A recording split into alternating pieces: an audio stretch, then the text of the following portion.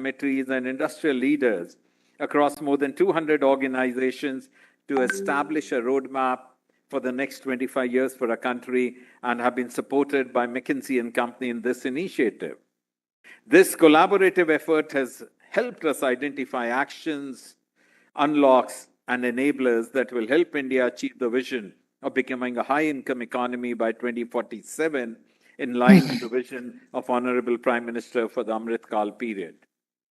The transformational reform measures introduced over the last 8 years have laid the foundation for India's high-growth trajectory. The all-inclusive, all-pervasive, and all-round development initiatives of the government are transforming in India, and each step is bringing us closer to an Atmanirbhar Bharat. Initiatives like the Prime Minister Gati Shakti National Master Plan, the National Logistics Policy, will be instrumental in creating an integrated pathway towards economic development. The increased spending on infrastructure development is leading to a multiplier effect in rejuvenating the aggregate demand in the economy. Undoubtedly, robust growth of infrastructure is the key ingredient to realize the vision of a self-reliant India. Infrastructure construction alone has the potential to contribute 25% of incremental gross non-farm jobs by 2030. In addition, strengthening logistics and transportation infrastructure can potentially bring down the logistical costs, which is higher by about 400 to 500 bps as compared to our peer group countries. Alongside the foundation for a stronger economy, we have seen significant improvement in India's carbon footprint and focus on sustainability with the National Hydrogen Mission. India has the potential to gain global leadership, and it would help reduce the country's carbon footprint and offer new opportunities for industry at the same time. I would like to reiterate that the government, the industry, the masses all have a shared vision for India's future in all sectors, be it education, health, inclusivity, environment, technology, infrastructure, and governance. Ensuring the development of the sectors will ensure a harmonious living for all and help us become a developed nation. Thank you once again, Mantriji, for being with us today. Much appreciate your presence.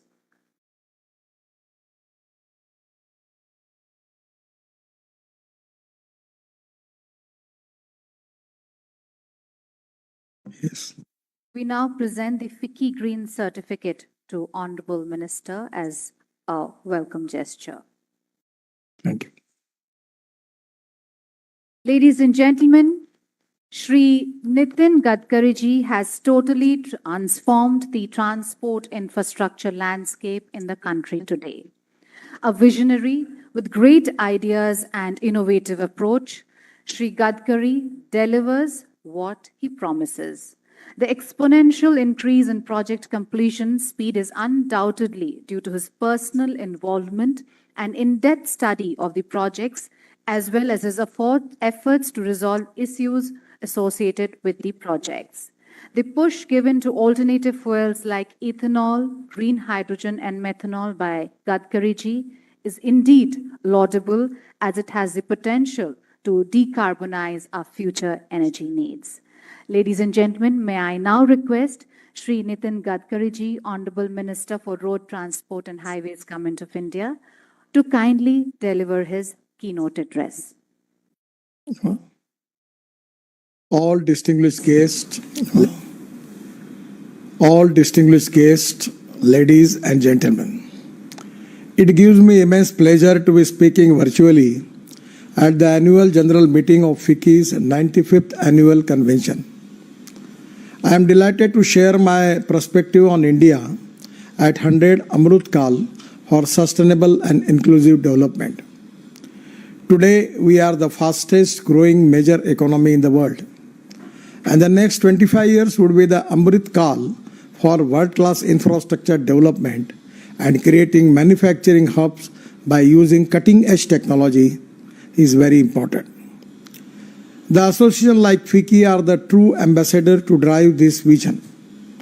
Under the dynamic leadership of our Honorable Prime Minister Shri Narendra Modi ji, India is all set to become a $5 trillion economy by 2025. India is on the path to build an inclusive Bharat by following the vision of our Honorable Prime Minister Modi ji of सबका साथ, सबका विकास, सबका प्रयास, and सबका विश्वास. With this philosophy of all-inclusive development, our government is aiming to boost investment, economic growth, and employment creation to achieve sustainable development. We need to have cooperation, coordination, and communication between the all stakeholders is very important. The Sustainable Development Goal integration improve is करता an गया, enable for every policy creation to maintain Madhya Pradesh में sustainability and future दो तीन proofing. योजनाओं के बारे में लोग मुझे कहते Being हैं one of the fastest growing और countries आम नागरिक globally, कह रहे हैं India plays एक, a key role ये जो in चिरंजीवी achieving the योजना है, sustainable development इसके बारे में काफी लोग कह रहे हैं कि ये 2030. बहुत अच्छी योजना है. According to और दूसरा UNGC, जो यहाँ पे UN Global Compact, 50% of delivery of the global goals are expected to come from the progress made in India. Hence, all of us play a very crucial role in creating the platform for sustainable growth. The sustainable business models can be scalable solutions while managing long-term risk and generating significant social and environmental benefits for the entire world.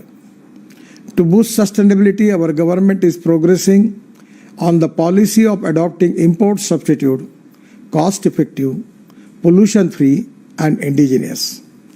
Particularly, I will request to all of you that you should have a first priority for the important agenda for achieving this goal is how we can increase our export and how we are going to reduce our import.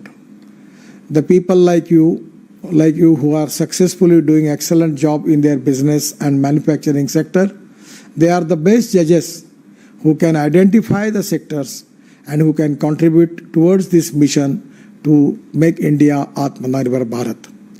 We are also working on development of alternative clean and green fuels like bio-CNG, LNG, methanol, ethanol, biodiesel, electric, and hydrogen fuel cell technology. Within the renewable technologies, solar and biomass sectors have huge opportunity to fulfill huge energy requirement. Now we have just received the research from CSR and Central Research Organization to convert Parali, the rice straw, into biobitumen. 70% biobitumen and 30% organic carbon, that is biochar, which can be a great use in the agriculture sector. We are also making waste to wealth. From Parali, we can make bioethanol and biobitumen. Here, both things which are important, that where we can reduce our import and protect our pollution. So within the renewable technologies, solar and biomass sectors have huge opportunities to fulfill not only power, but even they can make their research on the basis of they can make different type of products by using the technology, which can be the products will be the import substitute. The electric mobility would be the most effective transport system by 2030. Couple of days back, one of Canadian company had come to me to show that how we can get cobalt and manganese from mining in the ocean waters. It is very important to make the research on it. They showed me the sample of mining material and they claim that it will reduce the cost of batteries if we can use it as the source of cobalt. Lot of research is happening globally with regards to battery chemistry. We should be the leaders in this sector. Today, our automobile industry is of rupees 7.5 lakh crores and we want to take it up to 15 lakh crores. This will create a lot of new jobs and make India as one of the biggest automobile manufacturer in the world. Our focus is to save these automobiles run on alternative fuels. Recently launched a flex fuel car which can run on 100% bioethanol and 40% on electricity. These alternative fuel solutions will create a huge business opportunity for our country. Out of the total renewable power generated, 38% of the electricity generated from solar energy, which has been targeted to 60%. The green hydrogen is a fuel for the future, and it is a sustainable alternative for fossil fuel like coal and crude oil. India is in an excellent position to shape itself an energy exporter, and this can be only possible due to the potential of green hydrogen in India. In near future, the green hydrogen will be source of energy in aviation, railway, road transport, chemical and fertilizer industry. India has potential to become a global manufacturing hub and exporter for green hydrogen in near future. Sustainability is also increasingly recognized as an important part of the construction industry. We know that construction industry not only contributes significantly to the environmental pollution, but also consumes 40% of the global materials and resources. Our focus is on reducing the cost of construction and improving the quality of construction. As we are aware, cement and steel are the major components for construction. Our ministry itself consumes about 40% of these materials in the country.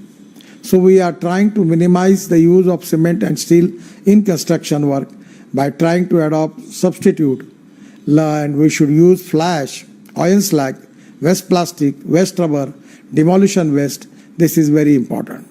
These substitutes will not only save the environment but also reduce the cost of construction by solving the problem of cartelization.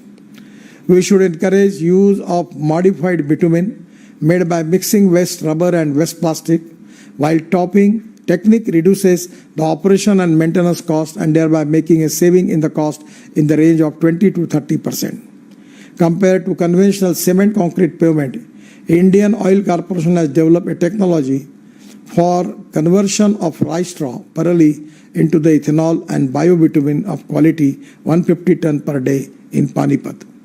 The soil stabilization technology saves quantity of aggregates and improves the strength and life of the structures. In hilly terrain, it is very difficult to get aggregates. Soil stabilizer play a key role in such projects. We have mandated use of precast components in national highway projects. Residential and industrial structures can be made in precast concrete, and this will reduce construction cost as well as construction time significantly. Ultra high performance concrete is made using cement, sand, steel, fiber, flash. Using this new technology of steel fiber, which is already widely used in Singapore and Malaysia, we can increase the distance between the two piers from 30 meters to 120 meters. This would not only boost sustainability, but also save the cost of construction up to 30% to 40%. The glass fiber reinforcement polymer, GFRP, is sustainable alternative to conventional steel. The reinforcement meant we should explore its possibility of large-scale application. We should explore use of steel fibers and glass fibers in the building of structures in India also. This is successfully implemented in many countries. We can also use ethanol in generator sets. I have carried out successful experiments and I am using ethanol in generating sets, which are giving an excellent efficiency at a lower price without any air pollution. Through this forum, I am appealing all the industry leaders to adopt sustainable development goals into the structure of your respective organizations. We have to transform these technologies, these ideologies and agenda into resolutions and commitments. A clear action plan with target and timeline to achieve them should be made. Today at this convention, we should focus on understanding mechanism for tracking progress on sustainable development goals, exchange of best practices, innovation championed by stakeholders, creating an actionable plan on sustainable development goals. And with these words, I am thankful to the FICCI Association, particularly Mr. Sanjeev Mehta, Mr. Subrakant Panda, for inviting and providing me this platform and to share my views. I am also giving open invitation to all of you. Regarding my ministry, we are making the world standard road infrastructure in the country. I am promising you that before end of 24, our road infrastructure will be equal to the standard of USA, American standards. And 100% the logistic cost is a big problem. Presently it comes to 16%.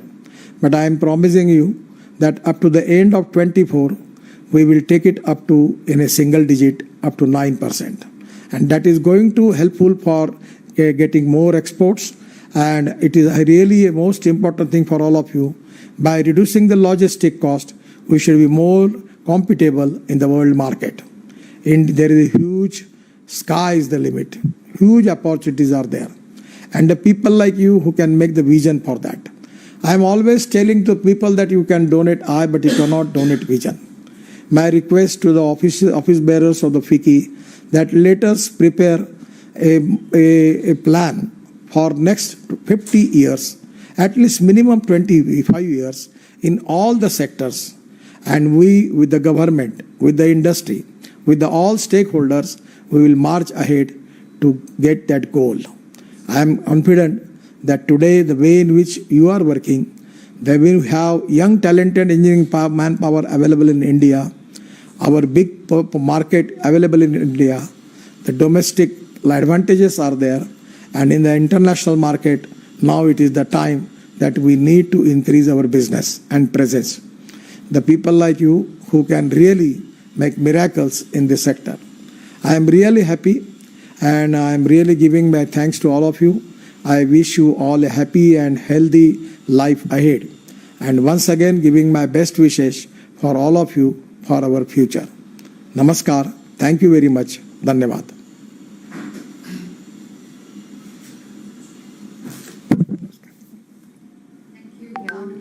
Thank you for your noteworthy address and for your extremely innovative ideas. May I now invite Mr. Subrakant Panda, and may I request him to kindly propose a vote of thanks.